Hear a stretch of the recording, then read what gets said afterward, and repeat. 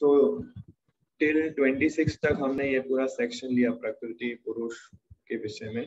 अब 27 नंबर श्लोक से लेके till end of the chapter भगवान पूरा समरी बताते हैं, या दूसरे शब्दों में कहें कि अब तक जितना नॉलेज दिया भगवान ने, प्रकृति पुरुष क्षेत्र क्षेत्रज्ञ ज्ञानम ज्ञेयम, ये सब इस सब को पूरा इंटीग्रेट फॉर्म में भगवान 27 श्लोक से पूरा एंड तक प्रेजेंट करते हैं। इन अदर वर्ड्स, व्यक्ति के पास जब पूरा नॉलेज आ जाता है तो किस तरह से वो, क्या विजन उसके अंदर डेवलप होता है, तो पूरा इस सेक्शन के अंदर भगवान बताते हैं। 27 श्लोक से हम लोग आज कंटिन्यू करेंगे, जिसमें भगवान बोलते हैं, यावत् संजायते किंचित सत्वं स्थावर जंगमम क्षेत्र क्षेत्रज्ञ संयोगात् तद्विधि भरत ऋषभ। तो बोल रहे हैं यावत् संजायते किंचित, के जो कुछ भी, जिस चीज का भी उत्पत्ति हुई है, जिस जिस चीज की उत्पत्ति हुई है, यावत् संजायते किंचित, संजायते मीन्स बॉर्न, जो भी चीज की उत्पत्ति हुई है, किंचित सत्वम स्थावर जंगमा, वो सब क्या है, स्थावर और जंगम। स्थावर मतलब मूविंग, स्थावर मतलब नॉन मूविंग, और जंगम मीन्स मूविंग, है ना। चर और अचर, दोनों चर और अचर एग्जिस्ट करते हैं। और क्षेत्र क्षेत्रज्ञ संयोगात, सब कुछ कॉम्बिनेशन क्या है, क्षेत्र और क्षेत्रों का। क्षेत्र मतलब बॉडी और क्षेत्रज्ञ मतलब आत्मा और परमात्मा दोनों। तो ये मटेरियल वर्ल्ड में जो कुछ भी आप देख रहे हैं वो क्षेत्र और क्षेत्रज्ञ का कॉम्बिनेशन है, जिसमें तीन चीजें आती है, बॉडी, आत्मा और परमात्मा।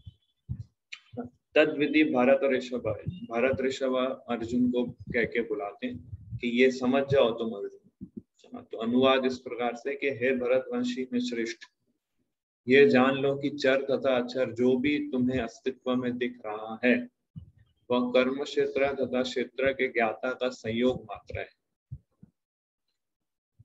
तो सब कुछ इस मटेरियल वर्ल्ड में, जैसे कर्म क्षेत्र मतलब हमारा बॉडी, और क्षेत्र के ज्ञाता मतलब आत्मा और परमात्मा। सब कुछ, जैसे कि अब एग्जाम्पल पेड़, कोई पेड़ को देखते हैं आप, उस पेड़ का बॉडी भी है, उस पेड़ के अंदर आत्मा भी है और उसके साथ परमात्मा भी है, तो सब इन्हीं चीजों का ही बना हुआ है। सो कोई भी लिविंग एंटिटी को अगर हम देखें, 84 लाख स्पीसीज में जो भी लिविंग एंटिटीज को हम देखते हैं, वो सब क्षेत्र और क्षेत्रज्ञ की कॉम्बिनेशन है। ये नॉलेज से हमें इस मटेरियल वर्ल्ड को देखना चाहिए। जितने भी 84 लाख स्पीसीज, सबको इस दृष्टि से देखना चाहिए, क्योंकि सब चर या अचर, एक मूविंग लिविंग एंटिटीज होते हैं और एक नॉन मूविंग लिविंग एंटिटीज होते हैं। नॉन मूविंग लिविंग एंटिटीज मतलब सारी वनस्पतियां, पेड़ पौधे इत्यादि, और मूविंग लिविंग एंटिटीज मतलब हमारे उसमें जल प्राणी भी आ गए, और जो हवा में जो उड़ते हैं प्राणी वो भी आ गए, और लैंड पे जो प्राणी है वो सब भी आ गए। सो चर अचर दोनों। तो तात्पर्य में प्रभुपाद यही पॉइंट समझाते हैं कि जो कुछ भी उत्पन्न किया जाता है वह जीव तथा प्रकृति के संयोग से मात्र से होता है। So everything is a combination of body, soul and super soul. Body कब मिलता है आत्मा को, जब आत्मा अपने आप को एंजॉयर मानती है, भगवान से इंडिपेंडेंट होने का प्रयास करती है, तो उसको ये क्षेत्र दिया जाता है जिसमें भगवान उस आत्मा के साथ इस क्षेत्र में प्रवेश करते हैं और उसको अपॉर्चुनिटी देते हैं अपनी डिजायर पूरा करने का। परमात्मा उसको अपॉर्चुनिटी देते हैं अपने डिजायर को पूरा करने के लिए। तो यही पॉइंट अगेन इसमें बताते हैं कि भौतिक प्रकृति तथा आध्यात्मिक प्रकृति का संबंध निरंतर चल रहा है और ये संयोग परमेश्वर द्वारा संपन्न कराया जाता है। अतएव वे ही परा तथा परा प्रकृति के नियामक है। वही परा तथा परा प्रकृति के मतलब परमात्मा के सुपरविजन में ये सब कुछ चल रहा है कि हर जीव को एक पर्टिकुलर क्षेत्र मिलता है, बॉडी मिलता है, और उसकी इच्छा और उसके कर्म के अनुसार प्रकृति देवी उसको एक पर्टिकुलर क्षेत्र देती है। तो ये सारा कॉम्बिनेशन के साथ ये पूरा वर्क करता है। तो अगले श्लोक में भगवान बताते हैं कि परमात्मा को किस विजन से हमें देखना चाहिए। हर जीव के अंदर आत्मा परमात्मा दोनों है, तो परमात्मा को किस विजन से देखना चाहिए तो वो बताते हैं। तो बोलते हैं 28 नंबर में, समम सर्वेषु भूतेषु तिष्ठन्तं परमेश्वरं विनश्यत्स्व अविनश्यस्तम यः पश्यति स पश्यति। सो समम सर्वेषु भूतेषु तिष्ठानां परमेश्वरम, परमात्मा जो है, परमेश्वर यानी परमात्मा जो है, समम मतलब इक्वली, सर्वेषु मतलब सब जगह, भूतेषु मतलब जीव आत्मा के अंदर, जीव आत्मा के साथ, तिष्ठति, तिष्ठति मतलब वहां पे रहते हैं। तो परमात्मा जो है आत्मा के साथ शरीर के अंदर रहते हैं। फिर विनश्यत्स्व अविनश्यन्तम, विनश्यत्स्व अविनश्यन्तम मतलब कि शरीर जो है वो डिस्ट्रक्टेबल है, पर परमात्मा जो है वो अनडिस्ट्रक्टेबल है। ये इसका मीनिंग है। विनश्यत्सु मतलब डिस्ट्रक्टेबल बॉडी, अविनश्यन्तम परमात्मा डिस्ट्रॉय नहीं होते। यह पश्यति स पश्यति कि जो इस दृष्टि से देखता है वो ही असली में देखता है। पश्यति मीन्स देखना, वास्तव में वही देखता है। तो अनुवाद से हम समझते हैं कि क्या इसमें समझा रहे हैं कि जो परमात्मा को समस्त शरीरों में आत्मा के साथ देखता है, और जो ये समझता है कि इस नश्वर शरीर मतलब डिस्ट्रक्टेबल शरीर के भीतर ना तो आत्मा नहीं परमात्मा कभी विनष्ट होता है, वही वास्तव में देखता है। तो यहाँ पे परमात्मा और आत्मा दोनों इटर्नल है, और मटेरियल बॉडी ये जो क्षेत्र है वो इटर्नल नहीं है, वो चेंज होता रहता है। वो क्रिएट होता है, उसका डिस्ट्रक्शन होता है, क्रिएट होता है, उसका डिस्ट्रक्शन होता है।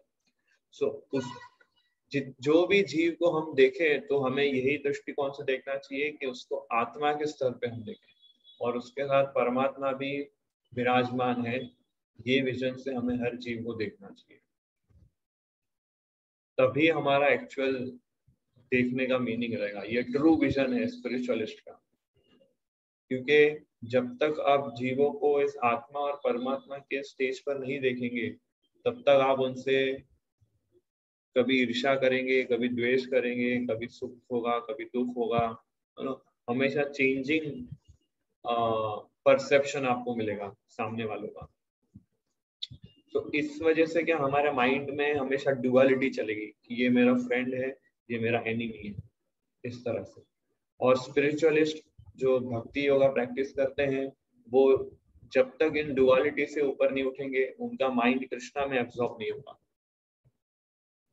ये पॉइंट है कि अल्टीमेटली हमें अपने माइंड और सेंसेस को कृष्णा में एब्जॉर्ब करना है, कृष्णा में एंगेज करना है। उसके लिए हमें इन डुअलिटी से ऊपर उठना होगा। वो डुअलिटी से कैसे ऊपर उठा जा सकता है? फिलोसॉफिकली हमें अपने माइंड से कन्विंस्ड रहना है कि कोई मेरा एनिमी नहीं है, कोई मेरा फ्रेंड नहीं है। हर एक व्यक्ति जीवात्मा है जो अपने कर्मों के अनुसार इस मटेरियल वर्ल्ड में, इस मटेरियल बॉडी में फंसा हुआ है और अपने कर्मों को भुगत रहा है। और प्रकृति के 3 गुणों द्वारा, कभी सत्व गुण, कभी रजोगुण, कभी तमोगुण में सफरिंग कर रहा है। बट आत्मा पे प्रकृति का प्रभाव नहीं रहता है, परमात्मा के ऊपर में प्रकृति का प्रभाव नहीं रहता है। आत्मा और परमात्मा एक्चुअली दोनों 3 गुण से परे हैं। और जीवात्मा जो है वो बहुत अणु है, मतलब इनफाइनाइटेसिमल स्मॉल है, इसलिए वो प्रकृति उसको कवर कर सकती है। पर जब परमात्मा भी बॉडी के अंदर आते हैं तो प्रकृति परमात्मा को कवर नहीं करती। जीवात्मा को कवर कर सकती है पर परमात्मा को कवर नहीं कर सकती, क्योंकि परमात्मा के अधीन है ये प्रकृति। तो इसलिए ये जीवात्मा जब प्रकृति के 3 गुणों के कवरिंग में आ जाता है तो वो उसके साथ सबसे बड़ी प्रॉब्लम क्या होती है कि वो अपने आप को शरीर मानने लगता है, मिस आइडेंटिफिकेशन होने लगता है। तो हमें as a Krishna devotees, Krishna हमें इस श्लोक में बता रहे हैं कि हमें हर जीव के अंदर आत्मा और परमात्मा देखना चाहिए, वही हमारा एक्चुअल विजन है। तो ये कैसे प्राप्त हो सकता है, प्रभुपाद परपोर्ट में एक्सप्लेन करते हैं कि जो व्यक्ति सत्संगति से, मतलब गुड एसोसिएशन से 3 वस्तुओं को, शरीर का स्वामी या आत्मा तथा आत्मा के मित्र को यानी परमात्मा को एक साथ संयुक्त देखता है, वही सच्चा ज्ञानी है। जब तक आध्यात्मिक विषयों के वास्तविक ज्ञाता की संगति नहीं मिलती तब तक कोई इन 3 वस्तुओं को नहीं देख सकता। जिन लोगों की ऐसी संगति नहीं होती वे अज्ञानी हैं, वे केवल शरीर को देखते हैं। हम लोग अभी सिर्फ शरीर से ही लोगों को आइडेंटिफाई करते हैं कि ये मोटा है, ये पतला है, ये स्त्री है, ये पुरुष है, ये सफेद है, ये गोरा है, ये हैंडसम है, ये अगली है, ये अमीर है, ये गरीब है, ये इंडियन है, ये अमेरिकन है, हिंदू मुस्लिम, शरीर से ही देखते हैं। और जब ये शरीर विनष्ट हो जाता है तो समझते हैं कि सब कुछ नष्ट हो गया, लेकिन वास्तविकता ये नहीं है। शरीर को विनष्ट होने पर आत्मा तथा परमात्मा का अस्तित्व बना रहता है और वे अनेक विविध चर तथा अचर रूपों में सदैव जाते रहते हैं। सो हमें इन शॉर्ट बॉडीली आइडेंटिफिकेशन ना अपने आप से करना है, ना दूसरों को देख के हमें आइडेंटिफाई करना है उनकी बॉडी को देख के, rather as a spirit soul इस विजन से हमें देखना चाहिए। So Bhagavad Gita chapter 6 text number 18 में भगवान यही बोलते हैं, विद्या विन्यास संपन्ने ब्राह्मणे गवि हस्तिने सुनी चैव स्वपाके पंडिता समदर्शिना। जो ब्राह्मण को, फिर गाय को, फिर वृक्ष को, हाथी को, इन सब को समान दृष्टि से जो देखता है वही एक्चुअल लर्नेड स्कॉलर है। जो समान दृष्टि कैसे देखने का अर्थ क्या है कि हर जीव के अंदर आत्मा और परमात्मा जो हो। अल्टीमेटली जैसे फॉर एग्जांपल ब्राह्मण है, हम नॉलेज ब्राह्मण से ले सकते हैं, गाय से नहीं ले सकते। हम गाय का दूध पी सकते हैं, हम एलिफेंट का दूध नहीं पी सकते। इसका मतलब ये नहीं सबको समान दृष्टि से देखना। समान दृष्टि से देखने का अर्थ है कि हर जीव के अंदर आत्मा और परमात्मा है। मतलब जो भक्ति योगी होता है वो अप्रिशिएट करता है डिफरेंसेस को भी और सिमिलैरिटीज को भी। सिमिलैरिटीज को किस तरह से अप्रिशिएट करता है कि हर जीव के अंदर आत्मा है और वो कृष्णा का अंश है। और डिफरेंस को कैसे अप्रिशिएट करता है कि हर एक का बॉडी अलग है, अकॉर्डिंग टू उनके कर्मास और अकॉर्डिंग टू उनके डिजायर्स के अनुसार उनको ये बॉडी मिला है। बट आत्मा के लेवल पे हर जीव एक है। इस तरह से सिमिलैरिटीज और डिफरेंस दोनों को अप्रिशिएट करता है। सो लर्नेड स्कॉलर वही है जो हर जीव को स्पिरिचुअल लेवल पे इक्वली देख सके। तो जब कोई इस विजन से देखता है तो उसका रिजल्ट क्या होगा, 29 नंबर श्लोक में बोलते हैं कि समम पश्यन् हि सर्वत्र समवस्थितम ईश्वरम न हिनस्त्य आत्मनात्मानं ततो याति पराम गतिम। तो समम पश्यन् हि सर्वत्र, जो इस तरह से परमात्मा के रूप में सब सर्वत्र पश्यन्ति देखता है, समवस्थितम ईश्वरम, जो हर जीव के अंदर परमात्मा को देखता है इक्वल दृष्टि से, समम पश्यन्ति। तो क्या होता है, न ही नस्त्य आत्मनात्मानम, के उसका माइंड कभी डिस्टर्ब नहीं होता है। यहाँ पे इंपॉर्टेंट शब्द देखिए कि आत्मा शब्द यूज किया।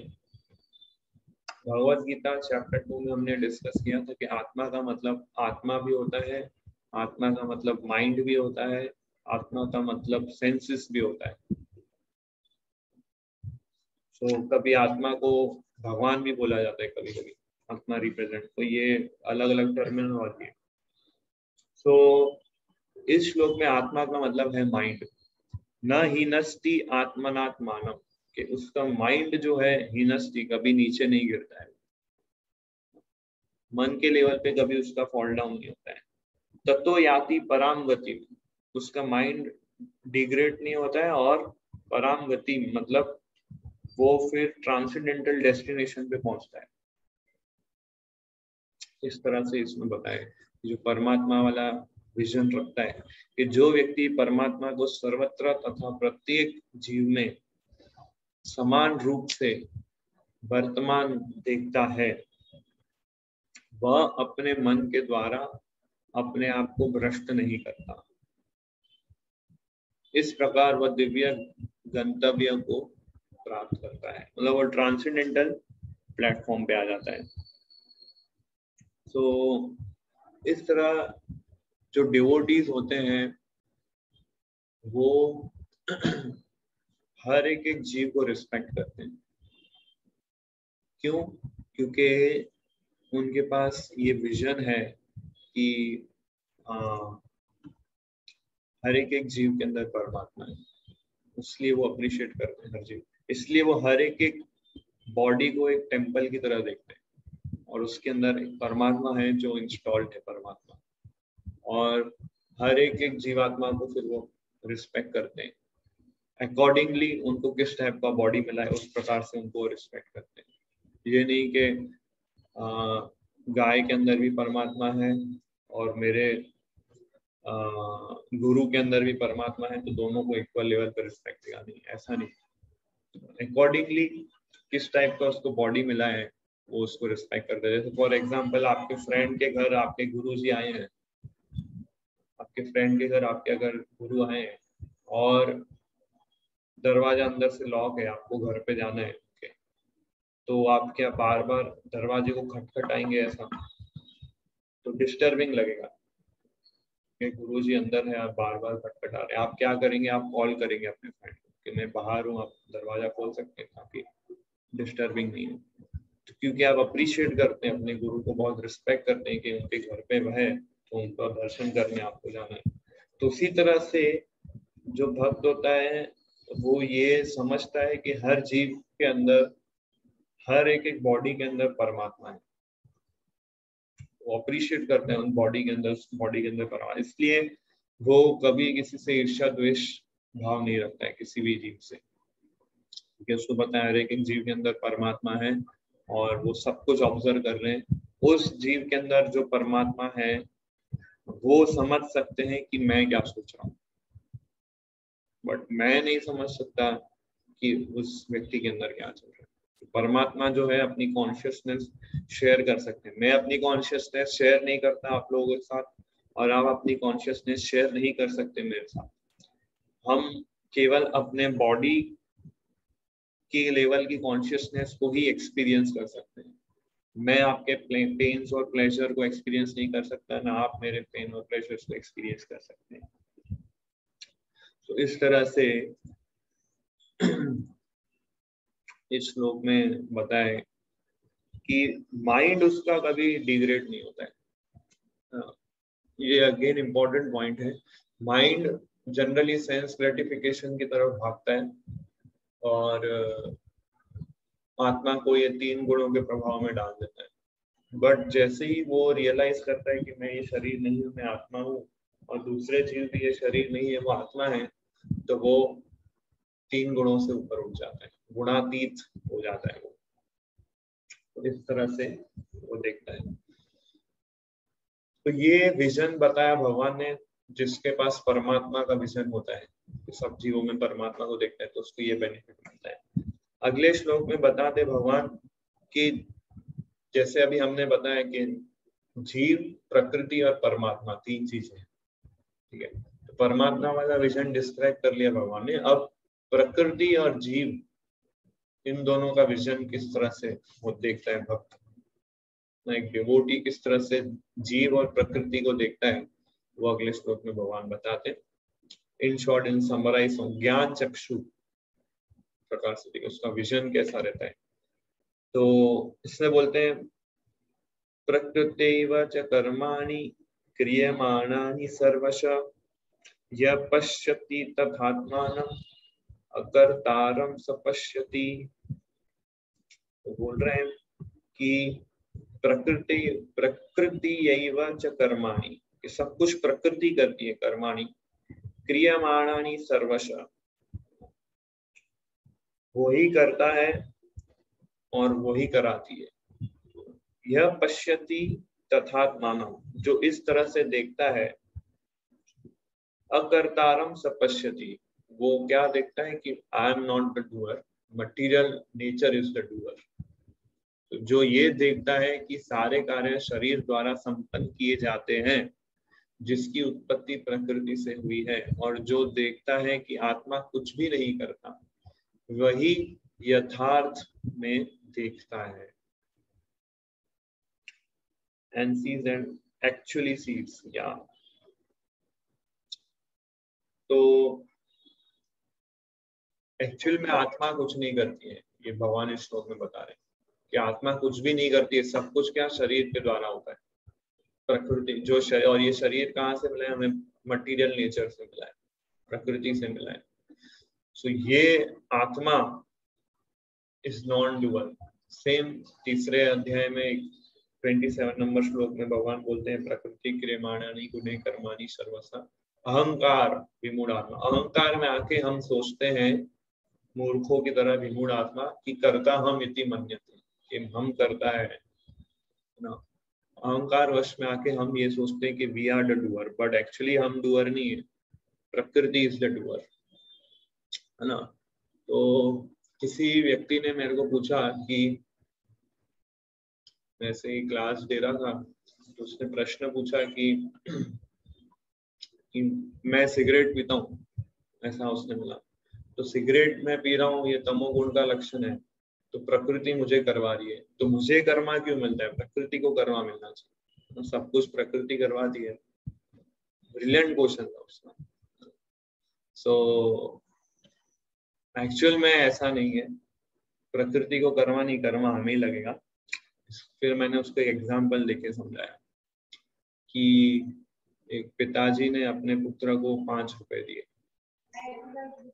उसने अपने सर्वेंट को बोला कि ये लो 5 रुपए और मेरे लिए सिगरेट ले आओ, और अब सिगरेट, वो उसका बेटा जो है वो सिगरेट पी रहा है, और फिर उसके पिताजी उसको पकड़ के बोलते हैं सिगरेट पी रहा है, उसको डांट रहे हैं, उसको मार रहे हैं। तो उसका पुत्र क्या बोलता है, मैं थोड़ी ना सिगरेट लाया, सर्वेंट सिगरेट लाया है।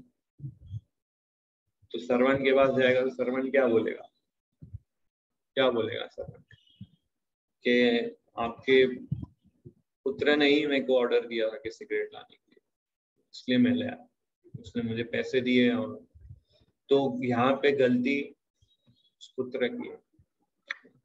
तो उसी तरह प्रकृति हमसे जो कुछ भी करवाती है, उस वो तब करवाती है जब हम डिजायर करते हैं, परमात्मा उसको सैंक्शन करते हैं, और फिर प्रकृति हमको वो करवाती है। तो कर्मा इसलिए हमें लगेगा, प्रकृति को नहीं। प्रकृति तो भगवान के संरक्षण में कार्य करती है, जैसा जैसा उसको ऑर्डर मिलता है वैसा वैसा वो करती है। सर्वेंट को जो ऑर्डर मिलेगा वही सर्वेंट करेगा।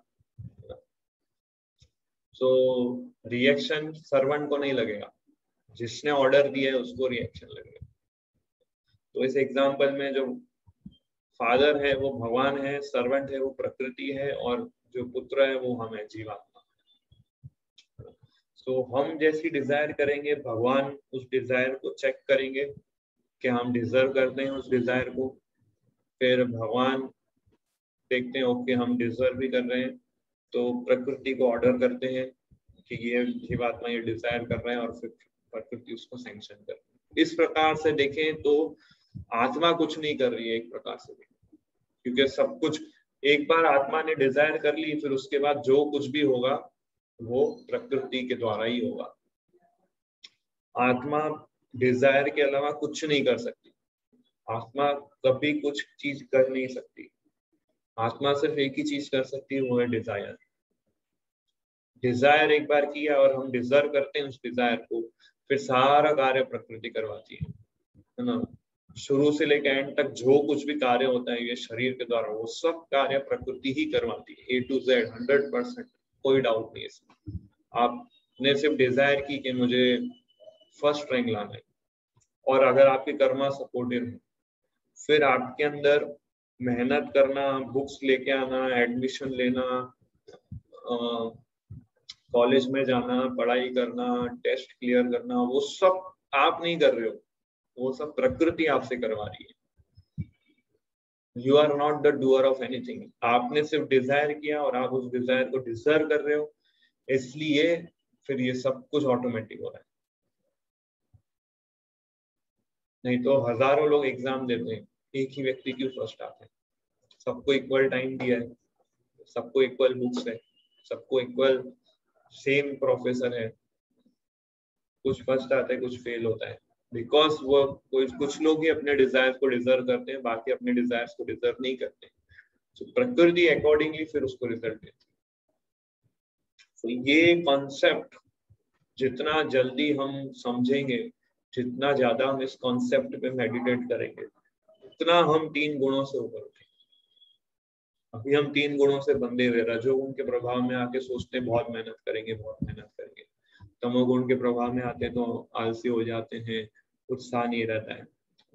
तो इस तरह से हम लोग कभी सत्वगुण, कभी रजोगुण, कभी तमोगुण के प्रभाव में आते रहते हैं। तो यहाँ पे हम मटेरियल नेचर को जितना एंजॉय करने का प्रयास करेंगे उतना फ्रस्ट्रेट रहेंगे। जैसे कि आप पॉपकॉर्न खाओगे तो आपको टेस्ट आएगा, और आप थर्मोकॉल खाओगे तो आपको टेस्ट नहीं आएगा। तो पॉपकॉर्न खाने से टेस्ट आने का मतलब है कि आप कृष्णा के संग में रहोगे, भगवान की सेवा करोगे तो आपको टेस्ट आएगा। और आप मटेरियल वर्ल्ड को एंजॉय करने जाओगे, आपको लगेगा टेस्ट आ रहा है। थर्मोकॉल खाओगे, आपको लग रहा है मैं पॉपकॉर्न खाता हूँ, बट एक्चुअली पॉपकॉर्न नहीं है, दैट इज टेस्टलेस थर्मोकॉल। से कुछ लाभ नहीं होने वाला है आपको। फॉल्सली आप थर्मोकॉल को पॉपकॉर्न समझ रहे हैं और खा रहे हैं। तो इस तरह से प्रकृति हमको इल्यूजन में डालती है, जस्ट बिकॉज हम अपने आप को ये शरीर मान रहे हैं, और हम अपने आप को समझते कि मैं करता हूँ, I am the doer. So very बहुत अलग अलग वे से इस पॉइंट को हमें समझना है, तभी हमारा माइंड कन्विंस होगा। अगले श्लोक में बोल रहे हैं, भगवान एक विजन बता रहे हैं, इंग्लिश में इसको बोला है ब्रह्मन कंसेप्शन, ब्रह्म बोध, ये शब्द यूज कर रहे हैं। सो 31 नंबर श्लोक में बोलते हैं, यदा भूता पृथक भावम एकस्थम अनुपश्यति तत एव च विस्तारम ब्रह्म संपद्यते तदा। और इसका अनुवाद है कि जब विवेकवान व्यक्ति विभिन्न भौतिक शरीरों के कारण विभिन्न स्वरूपों को देखना बंद कर देता है और यह देखता है कि किस प्रकार से जीव सर्वत्र फैले हुए हैं, तो वह ब्रह्मबोध कहलाता है। तो वह ब्रह्मबोध को प्राप्त होता है। सॉरी, तो यहाँ पे ब्रह्मन विजन के बारे में बताया गया है। जैसे इसमें लिखा है कि when a sensible man ceases to see different identities and he sees how beings are expanded everywhere. So विवेकवान व्यक्ति के 2 कैरेक्टरिस्टिक है। एक तो कि वो अलग अलग जीवों को देखता है आत्मा के स्तर पे, न कि शरीर के स्तर पे। न शरीर से आइडेंटिफाई नहीं करता है, आत्मा से आइडेंटिफाई करता है। ये पहला पॉइंट। और दूसरा कि ये देखता है कि किस प्रकार से जीव सर्वत्र फैले हुए हैं। और जीव सर्वत्र फैले हुए का अर्थ क्या है कि जीव सब जगह है, पृथ्वी पे भी है, पानी के अंदर भी है, स्वर्ग लोक में भी है, नरक लोक में भी है, सब जगह है, पूरे ब्रह्मांड में फैले हुए हैं जीव। अग्नि के अंदर भी जीव होते हैं, फायर के अंदर भी जीव होते हैं, क्योंकि उनको वैसा बॉडी मिलता है। पानी के अंदर भी जीव होते हैं, जैसे मछली है, पानी के अंदर रहती है और पानी के अंदर ही सोती है। हम लोग पानी के अंदर नहीं सो सकते। मछली को क्योंकि वैसा बॉडी मिला है, इसलिए वो पानी के अंदर सोएगी। उसको ये बेडरूम और मॉस्किटो नेट की जरूरत नहीं है, वो पानी के अंदर सोएगी। बट हमें बॉडी मिला है कि हम इस अर्थ पे रह सकते हैं। देवताओं को बॉडी मिला है कि वो स्वर्ग में रह सकते हैं। इस प्रकार से जीव सब जगह फैले हुए, मतलब हर एक जीव को वो बॉडी से आइडेंटिफाई नहीं करता है, शरीर से ये आत्मा से आइडेंटिफाई करता है। आप देखिए, ये हमारा स्किन है, 1 mm थिकनेस का स्किन है। ये स्किन को खाली आप निकाल दो तो सारी बॉडी एक जैसी दिखेगी आपको। वही फ्लैश, वही बोन, वही मसल, सब सेम दिखेगा, खाली पैकेजिंग ही अलग है। इवन आप ये भी डिफरेंस नहीं कर पाओगे कि ये मेल बॉडी है कि फीमेल बॉडी। खाली आप स्किन कवरिंग निकाल दो पूरे बॉडी में से, सारे बॉडी आपको सिर्फ मसल का साइज बड़ा छोटा दिखेगा, दैट्स इट। क्योंकि हर एक जीव जो है वो डिफरेंस ये स्किन के आधार पर, पैकिंग के आधार पर, तो उससे आइडेंटिफाई नहीं करता है ये विवेकवान व्यक्ति। डिवोटीज जो होते हैं इस प्रकार से जीवों को आइडेंटिफाई नहीं करते। तो हर एक जीव को वो आत्मा के स्तर पे देखते हैं, और हर एक जीव को अलग अलग शरीर मिलता है जस्ट बिकॉज प्रकृति के 3 गुणों का प्रभाव है। सत्वगुण व्यक्ति है देवता लोक में जाएगा, रजोगुण व्यक्ति है इस पृथ्वी पे ही रहेगा, तमोगुण व्यक्ति है वो नरक लोक में जाएगा। इस प्रकार से ये ब्रह्मन विजन, ब्रह्म बोध को प्राप्त होता है, जैसे एक्सप्लेन करते हैं। तो जिसने ये ब्रह्म बोध प्राप्त कर लिया है ना, भगवान ऐसे बोल रहा है ना, वो ब्रह्म बोध को प्राप्त कर लेता है। जो ये ब्रह्म बोध को प्राप्त कर लेता है उसका साथ क्या होता है वो अगले श्लोक में भगवान बताते हैं 32 नंबर में। अनादित्वान् निर्गुणत्वात् परमात्मायम् अव्यय शरीरस्थो अपि कौन्तेय न करोति न लिप्यते। तो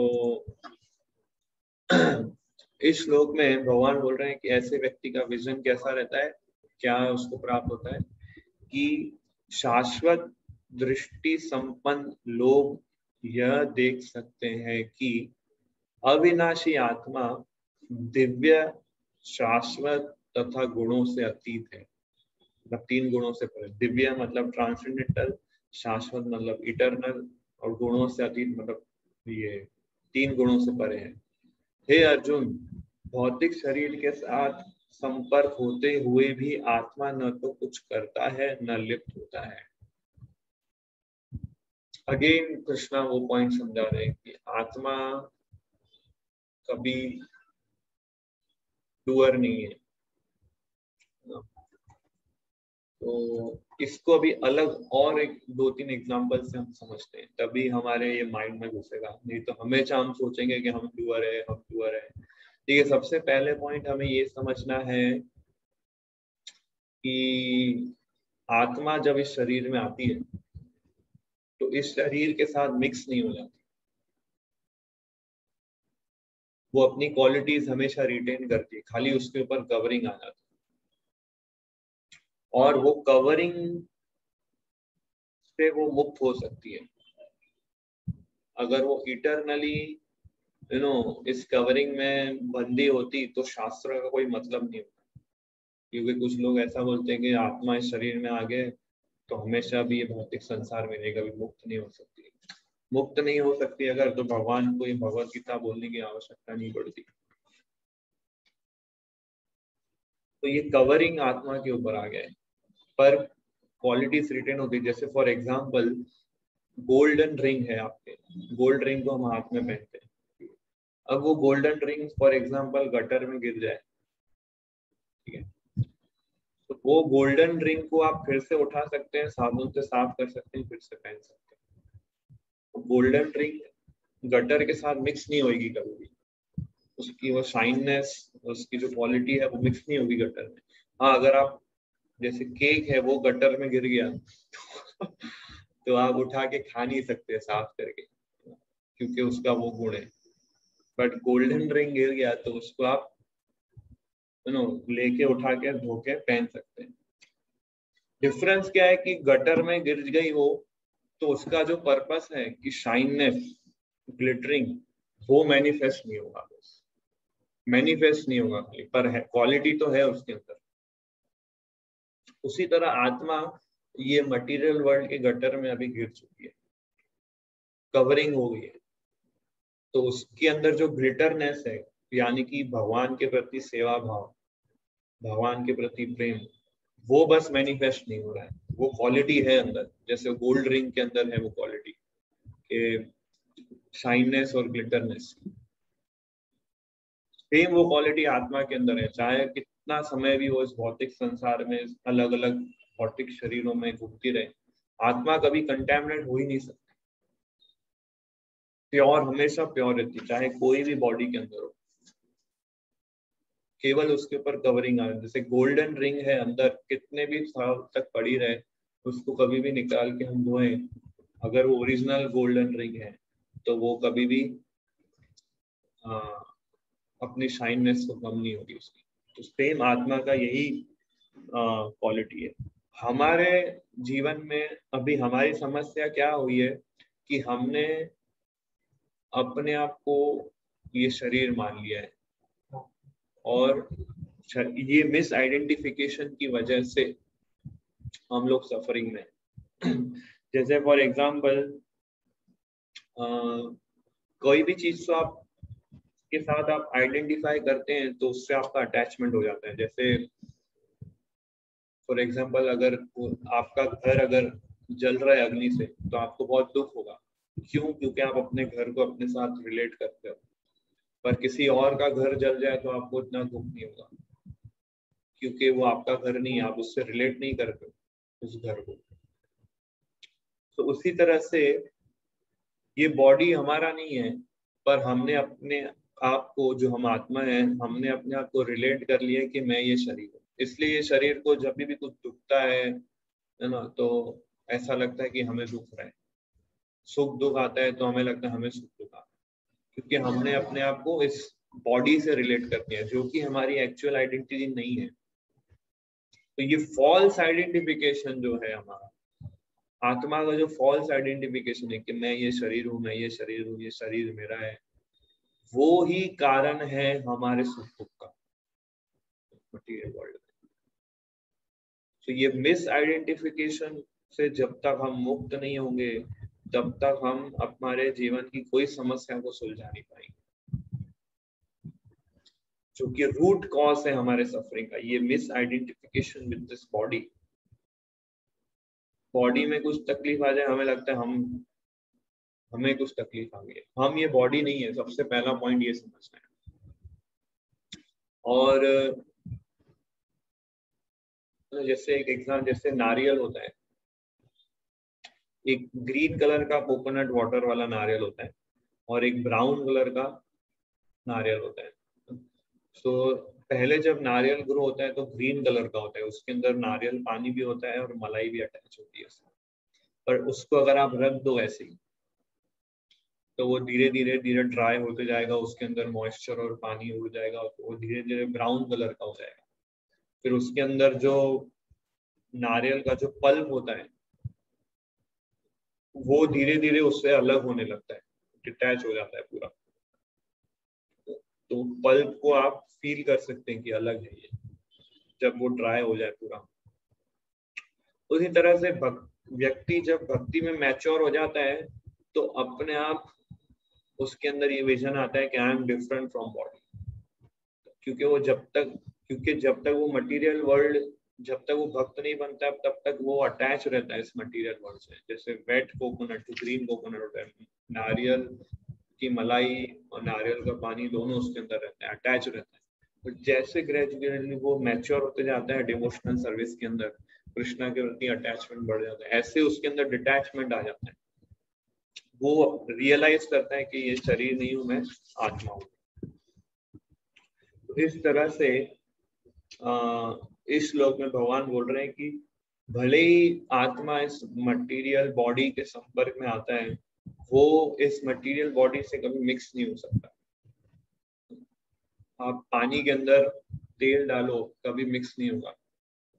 हमें एक जैसा होमोजीनियस मिक्सचर भले बन जाए, बट आप कभी उसको एक मिक्स नहीं कर सकते, ऑयल और वाटर को। तो ऐसे ही आत्मा कभी इस शरीर में मिक्स नहीं होता है। परमात्मा तो 3 गुणों से परे ही है, वो तो ट्रांसेंडेंटल ही है। ये पॉइंट इसमें बताया गया है। नेक्स्ट अगला विजन कंटिन्यू करते हुए सब्जेक्ट भगवान बोलते हैं कि यथा सर्वगतम सौक्ष्म्यात् आकाशम नोपलिप्यते सर्वत्रावस्थितो देहे तथात्मा नोपलिप्यते। तो यही पॉइंट को एक्सप्लेन करने के लिए भगवान अभी 2 एग्जांपल देते हैं, एक 33 नंबर के श्लोक में, एक 34 नंबर के श्लोक में। तो 33 नंबर के श्लोक में भगवान एग्जांपल देते हैं कि यद्यपि आकाश सर्वव्यापी है, किंतु अपनी सूक्ष्म प्रकृति के कारण किसी वस्तु से लिप्त नहीं होता। इसी तरह ब्रह्म दृष्टि में स्थित आत्मा शरीर में स्थित रहते हुए भी शरीर में लिप्त नहीं होता। तो जैसे प्रभुपाद एग्जाम तात्पर्य में लिखते हैं कि वायु जल, कीचड़, मल तथा अन्य वस्तु में प्रवेश करती है, फिर भी वह किसी वस्तु से लिप्त नहीं होती। इसी प्रकार से जीव विभिन्न प्रकार के शरीरों में स्थित होकर भी अपनी सूक्ष्म प्रकृति के कारण उनसे पृथक बना रहता है। अतः इन भौतिक आंखों से यह देख पाना असंभव है कि जीव किस प्रकार इस शरीर के संपर्क में है और शरीर के विनष्ट हो जाने पर वह उससे कैसे विलग हो जाता है। कोई भी विज्ञानी इसे निश्चित नहीं कर सकता। तो विज्ञान के द्वारा हम ये नहीं समझ सकते, मटेरियल साइंस के द्वारा हम ये नहीं समझ सकते कि आत्मा किस तरह से इस बॉडी के एंटर करती है और किस तरह से इस बॉडी को छोड़ती है। ये पूरा दैवी प्रकृति के योजना के आधार पे होता है। तो प्रभुपाद इसमें हवा का भी एग्जांपल देते हैं कि हवा कोई भी जगह से गुजरे, वो उसमें लिप्त नहीं हो जाती है, उस वस्तु से मिक्स नहीं हो जाती है। तो इसी तरह आत्मा जो है इस शरीर में भले है, बट इस शरीर के साथ मिक्स नहीं हो जाती है।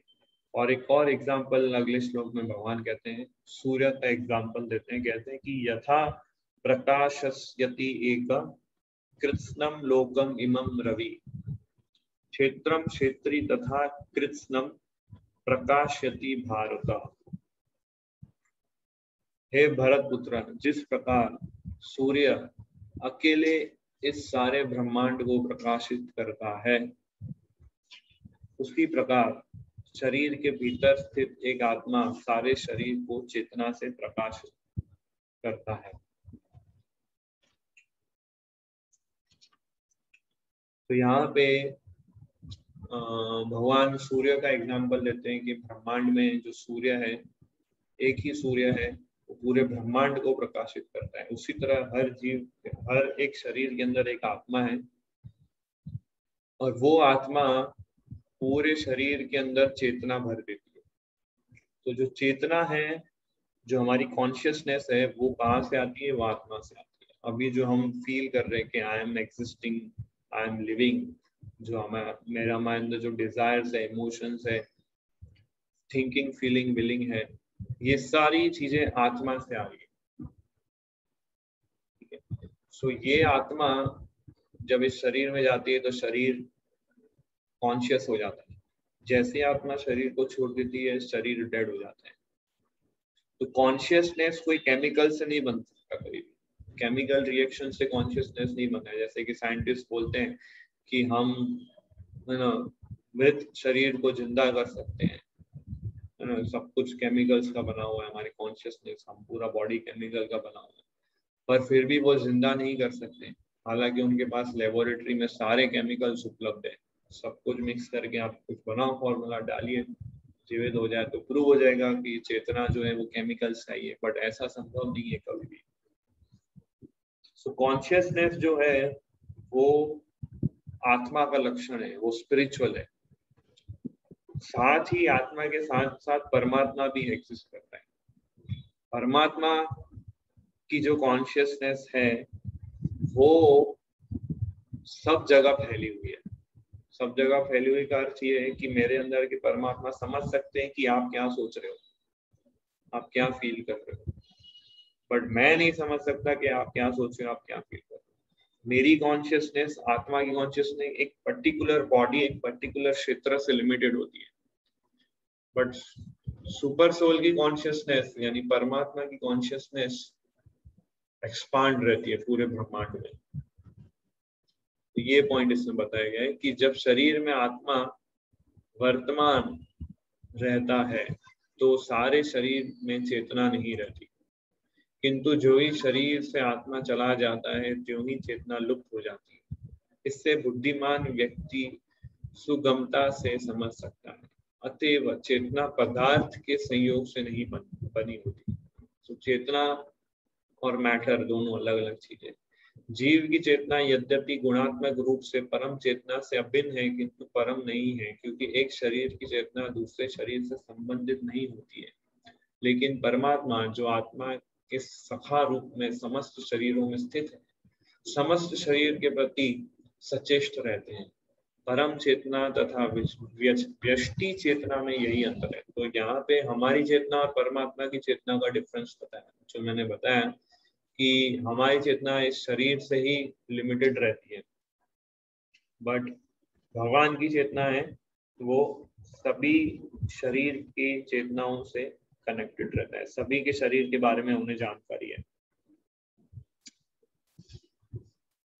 Okay, yes. And last shloka जो 35th श्लोका है इस अध्याय का, उसमें अगेन इसी सेक्शन का भगवान समरी बोलते हुए कहते हैं कि क्षेत्रज्ञोर एवं अंतरम ज्ञान चक्षुषा भूत प्रकृति मोक्षम च ये विदुर यान्ति ते पराम। फाइनल कंक्लूजन समरी क्या है कि जो लोग ज्ञान के चक्षुओं से शरीर तथा शरीर के ज्ञाता के अंतर को देखते हैं और भव बंधन से मुक्ति की विधि को भी जानते हैं, उन्हें परम लक्ष्य प्राप्त होता है। तो शरीर तथा शरीर के ज्ञाता का डिफरेंस, तो शरीर का ज्ञाता कौन है और परमात्मा भी एक ज्ञाता है। लोअर क्षेत्रज्ञ, आत्मा और परमात्मा दोनों क्षेत्रज्ञ है। तो शरीर और शरीर के ज्ञाता में अंतर समझ जाता है और इस भव बंधन से मुक्ति का जो विधि है उसको भी जो समझ जाता है, उसकी क्या विधि है, भक्ति योगा प्रोसेस, श्रवणम कीर्तनम, ये प्रोसेस को समझ जाता है, वो परम लक्ष्य को प्राप्त करता है। तो पूरे इस 13 चैप्टर के अंदर भगवान body, soul, super soul, material nature के विषय में समझाते हैं, और व्हाट इज नॉलेज वो समझाते हैं, what is object of knowledge, जो 20 आइटम्स भगवान ने बताई है, अमानित्वम, अदम्बित्वम, जो पूरे 20 क्वालिटीज भगवान बता दें, वो पूरा इसके अंदर समराइज फॉर्म में किया है। और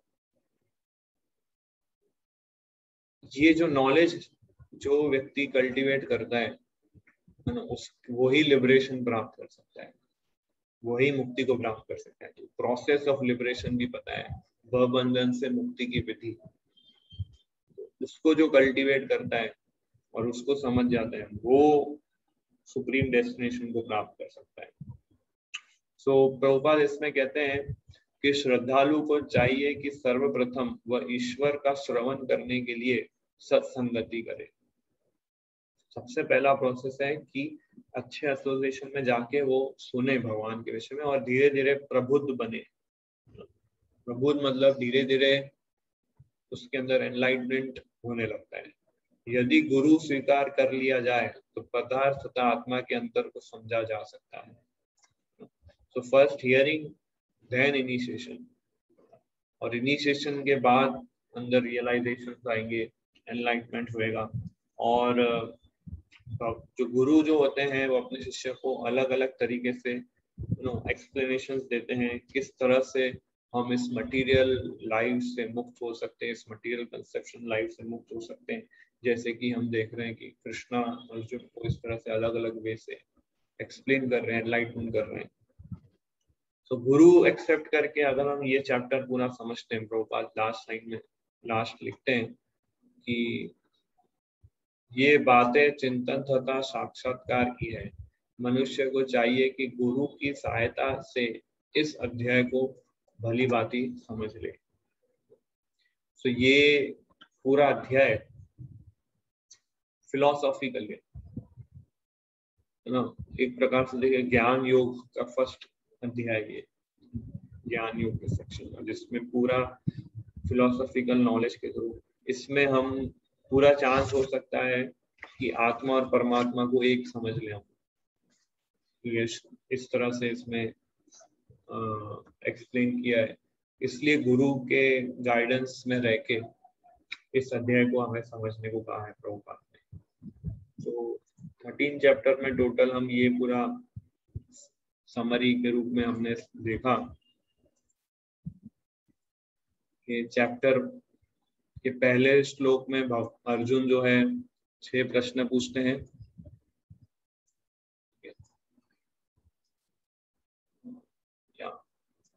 3 चैप्टर में, और फिर 2 से 7 के बीच में देखिए इसमें अगर आप देखें तो क्वेश्चन 1 प्रकृति पहला पूछते प्रकृति, क्वेश्चन 2 पुरुष, क्षेत्र क्षेत्रज्ञ, ज्ञानम और ज्ञेयम। तो 2 से 7 नंबर के श्लोक में तीसरे, चौथे और 5वें क्वेश्चन का आंसर देते हैं, यानी कि क्षेत्र क्षेत्रज्ञ और ज्ञानम का आंसर देते हैं। और फिर 8 से 12 नंबर श्लोक में 5वें क्वेश्चन का आंसर देते हैं कि व्हाट इज ज्ञानम। 13 से 19 नंबर श्लोक में ज्ञेयम के बारे में कि आत्मा और परमात्मा दोनों ज्ञेयम है, ऑब्जेक्ट ऑफ नॉलेज। और 20 से 26 नंबर श्लोक में प्रकृति और पुरुष के बारे में भगवान बताते हैं, फर्स्ट और सेकंड क्वेश्चन। First yes. और लास्ट सेक्शन में जो हमने देखा ज्ञान चक्षु, पूरा समराइज करने के परमात्मा को विजन देखने वाला व्यक्ति कैसा देखता है, जीव और प्रकृति वाला विजन कैसा देखता है, किस तरह से आत्मा जो है वो करता नहीं है, ये विजन क्रिएट करते हैं। और इस तरह से ये चैप्टर फिर एंड होता है। तो किसी का कोई प्रश्न है तो पूछ सकते हैं, कोई डाउट प्रश्न से रिलेटेड।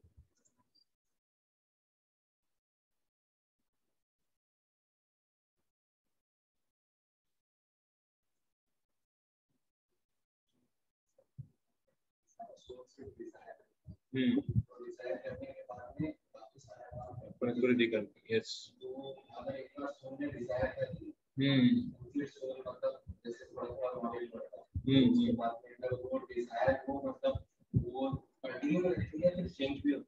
डिजायर को प्योरीफाई किया जा सकता है, हमारे स्क्रिप्चर्स कहते हैं कि अगर हम हियरिंग रीडिंग करेंगे, एसोसिएशन लेंगे तो हमारी डिजायर्स प्योरीफाई होते जाएंगे।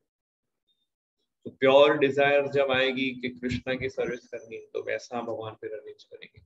जो पहली वाली डिजायर है वो मैनिफेस्ट हो जाती है फिर वो भी नहीं, पहली वाली डिजायर जैसे ध्रुव महाराज थे, ध्रुव महाराज की डिजायर थी कि मुझे ब्रह्मा जी से भी बड़ा राज्य प्राप्त करना है, ठीक है। फिर जब वो तपस्या करते हैं, भक्ति योगा प्रैक्टिस करते हैं और जब भगवान का दर्शन होता है तो क्या बोलते हैं ध्रुव महाराज कि मैं कांच के टुकड़े ढूंढ रहा था, मुझे हीरा मिल गया।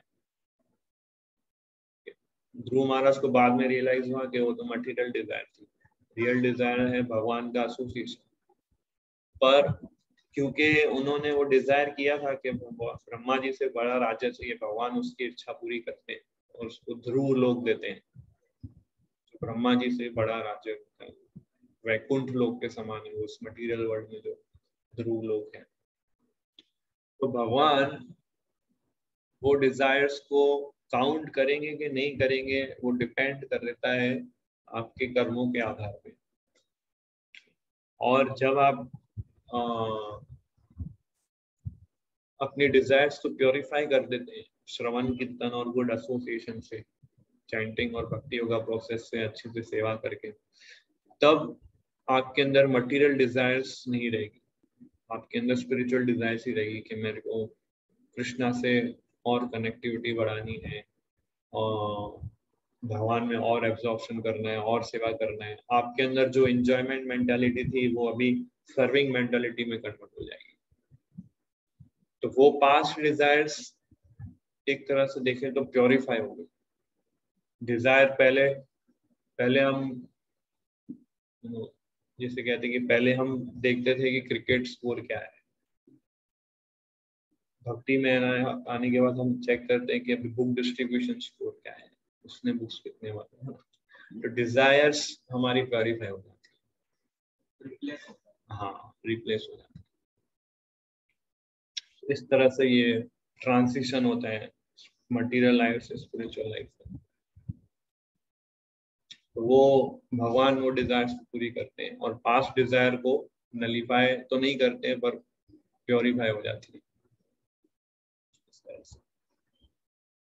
बट वो डिजायर्स को अगर आपने मेंटेन करके रखा, उसके पे चिंतन करके कंटेम्पलेट करके, तो फिर वो डिजायर भी पूरी होगी। इसलिए वो डिजायर्स को हमें उस डिजायर्स पे कंटेम्पलेट नहीं करना है, उन डिजायर्स पे ज्यादा चिंतन नहीं करना है। मतलब आप उस डिजायर्स में पानी डाल रहे हो और उस डिजायर के पौधे को ग्रो करते जा रहे हो, तो वो डिजायर्स पे हमें पानी नहीं डालना है, हमें अभी स्पिरिचुअल डिजायर्स पे पानी डालना है, उस पे कंटेम्पलेट करना है, उस पे सोचते रहना है। इस तरह से फिर वो उस पे अगर आप पानी नहीं देंगे तो पौधा सूख जाएगा, मटेरियल डिजायर्स का पौधा सूख जाएगा और धीरे धीरे नष्ट हो जाएगा। यस केवल प्रभु। हरे कृष्णा प्रभु जी। हरे कृष्ण।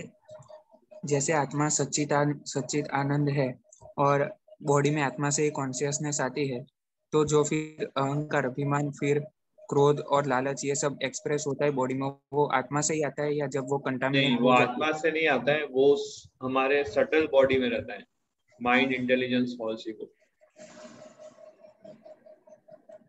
जो काम, क्रोध, लोभ, जितने भी अनर्थास है सब हमारे सटल बॉडी के अंदर है, वो आत्मा के अंदर नहीं है। तो आत्मा जो है वो अपने आप को मिस आइडेंटिफाई करता है कि मैं ये ग्रॉस बॉडी हूँ, मैं ये सटल बॉडी हूँ, मैं माइंड हूँ। इस तरह से वो फिर सफरिंग करता है। यस प्रभु जी, मतलब वो जो 3 गुण हैं प्रकृति के, उससे ही आते हैं थोड़े, उसका हाँ, भी प्रभाव उसके संग में आके उसका माइंड इस तरह से डिजायर करता है। ओके प्रभु जी। क्योंकि आत्मा की डिजायर थी कि उसको इंडिपेंडेंटली एंजॉय करना है, इसलिए फिर मटेरियल नेचर उसको माइंड, इंटेलिजेंस और फॉल्स ईगो और ये ग्रॉस बॉडी दोनों देती है, और प्रकृति फिर वो सारे ग्रॉस बॉडी, सटल बॉडी को कंट्रोल करती है और फिर उसको चलाती है। आत्मा नहीं चलाती, आत्मा तो खाली बैठ के ऑब्जर्व कर रहा है कि क्या हो रहा है ये, और अपने आप को मिस आइडेंटिफाई कर बैठता है कि मैं ये ग्रॉस बॉडी हूँ, मैं ये सटल बॉडी हूँ।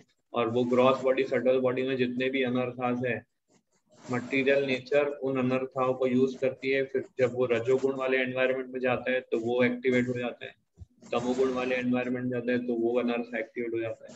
आत्मा तो खाली कुछ बैठ के सिर्फ देख रही है, अरे हो क्या रहा है। तो बस इस तरह का कार्य है, बाकी सब कार्य प्रकृति कर रही है। यस प्रभु जी, हरे कृष्ण। यस अनिकेत प्रभु। प्रभु, डिजायर तो मन करता है ना, जैसे अभी मैं सोच रहा हूँ कि मुझे हैंड रेस करना है यहाँ पे, तो ये तो मैंने मन ने सोच के किया ना, आत्मा ने कैसे? तो आत्मा अगर आपके बॉडी में नहीं होती तो क्या आपका माइंड डिजायर करता क्या? नहीं। तो डिजायर आत्मा से आती है। माइंड एक इंस्ट्रूमेंट है जिसके थ्रू आत्मा इस मटेरियल वर्ल्ड से इंटरेक्ट करता है। ऐसा। यस।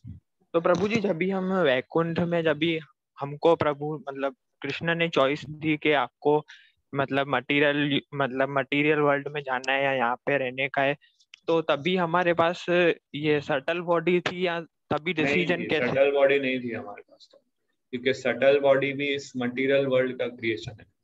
जैसे क्रॉस बॉडी इस मटेरियल वर्ल्ड का क्रिएशन है, ऐसे सटल बॉडी भी इस मटेरियल वर्ल्ड का क्रिएशन है। तो सटल बॉडी को जब हम गिव अप कर देते हैं, जब इस ग्रॉस बॉडी को गिव अप करते हैं तो उसको बोलते हैं मृत्यु। जब सटल बॉडी को भी गिव अप कर देते हैं उसको बोलते हैं लिबरेशन। ओके तो प्रभु। क्रॉस बॉडी को गिव अप करना इजी है, पर सटल बॉडी को गिव अप करना इजी नहीं है, क्योंकि सटल बॉडी ही हमको एक शरीर से दूसरे शरीर में ले जाता है। Accordingly yes. कि हम अपने मन में क्या सोच रहे हैं, क्या चिंतन कर रहे हैं, वो ही हमारा नेक्स्ट डेस्टिनेशन बनता है। तो ये सटल बॉडी के अंदर सारी डिजायर्स हमारी केवल स्टोर रहती है। ठीक है, वो स्टोर होती है और वो डिजायर्स के अनुसार हमें सटल बॉडी नेक्स्ट डेस्टिनेशन पे ले जाता है। ओके, थैंक यू प्रभु जी। Yes. और कोई प्रश्न?